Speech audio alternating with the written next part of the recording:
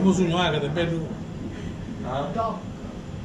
Come in Sicily for the good life.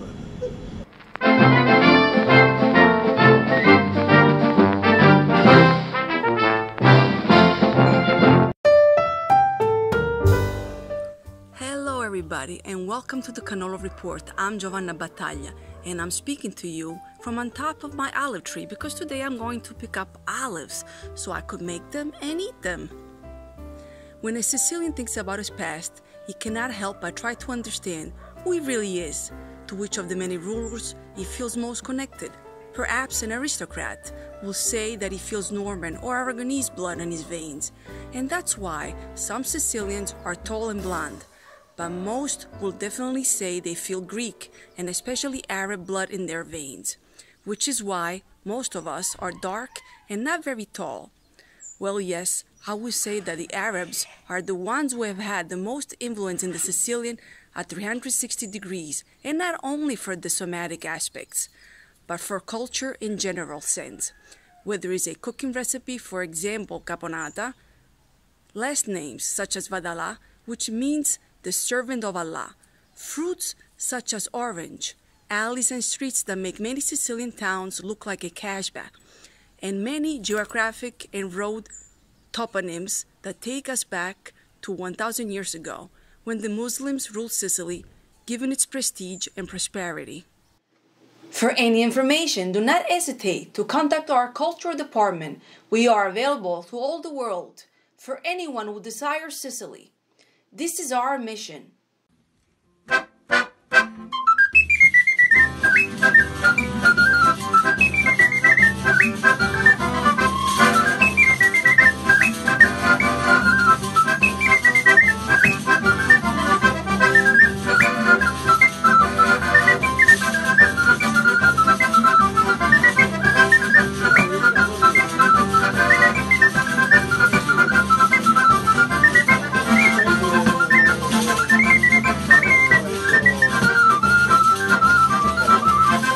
Sicily is the region in the world with the most UNESCO heritage. We show you three.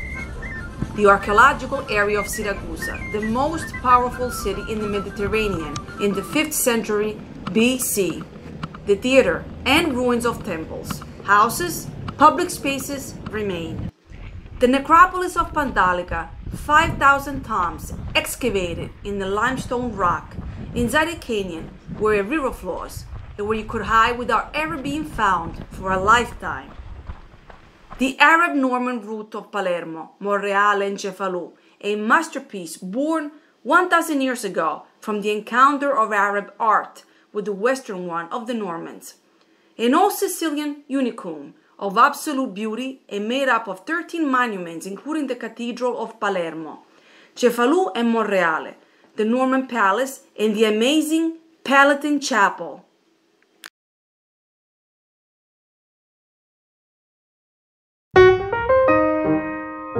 On November 19, 1841, Antonino Salinas was born in Palermo, a renowned archaeologist to whom the wonderful Archaeological Museum of Palermo, one of the most beautiful in the world, was dedicated.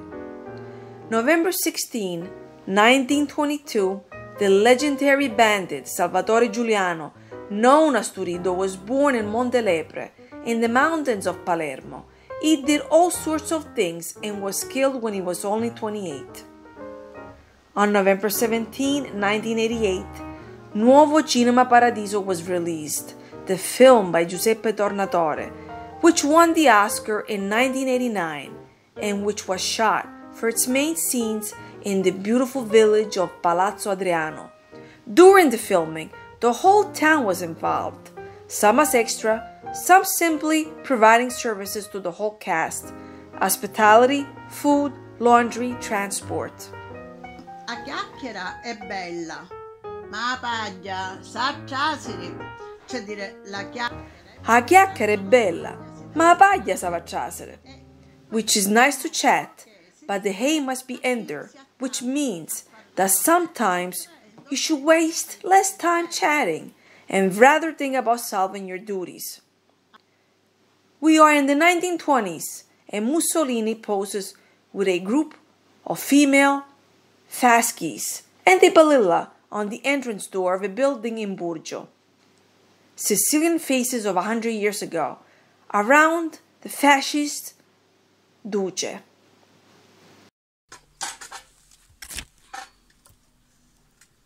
Men and women write to us from all over the world to get news about their Sicilian ancestors, their families, their origins. We are here to help you to make this dream come true.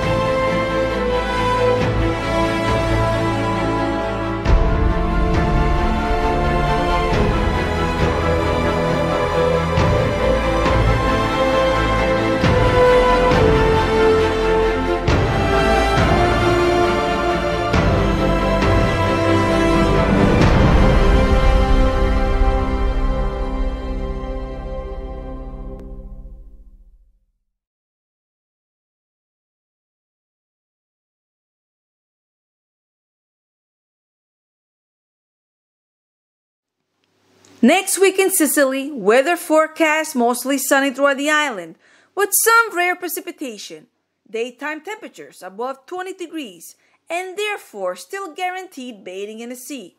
The sun rises around 6:10 a.m. and sets around 4:40 p.m. And let's see what this land and this sea blessed by the sun and wealth offers us. The fruit vendor has just picked up zucchinis, prickly pears, lotuses, peaches of all kinds, broccoli, eggplants, peppers, cauliflowers, apples from Etna, magnificent Sicilian tomatoes, both for salads and for making the sauce. Bunches of grapes and oranges and mandarins have arrived. The fish vendor displays fresh fish from the Mediterranean Sea. Swordfish at 25 euros per kilo, delicious scallops at 18 euros, octopuses of all sizes, mussels, squid, the typical pink shrimp, mullets, amberjacks, and lots of bluefish at around 15 euros per kilo. It's time for chestnuts, and here are roasted chestnuts or chestnuts cooked on the grill. Just delicious. And let's come to the feast in Sicily, an island where you never miss an opportunity to leave the houses and celebrate something or someone, and to eat and to observe and enjoy a true insight into Sicilian culture and customs. On November 6th, the feast of San Leonardo, patron saint of Mangiufimelia, a Sicilian village with ancient flavors. The most exciting moment is around noon, when all the people in the center of the town give the patron saint a donut-formed bread called gudura, braided and embellished by hand as a sign of devotion and thanksgiving. November 11 is the feast of San Martino, which here in Sicily is celebrated with chestnuts and wine, not only on November 11, but for the entire period of late October to early November. And now it's time to say goodbye. While I keep picking up my olives, I just want to remind you to help us to continue to do this, because Sicily is not only caponata, it's not only cannolo, it's not only cassata, but it's heart, it's monuments, it's beautiful beach, beautiful scenes. Sicily is everything. So please help us to continue to do this and for you to continue to watch us. Thank you very much. Go to our website and click on the link. Goodbye.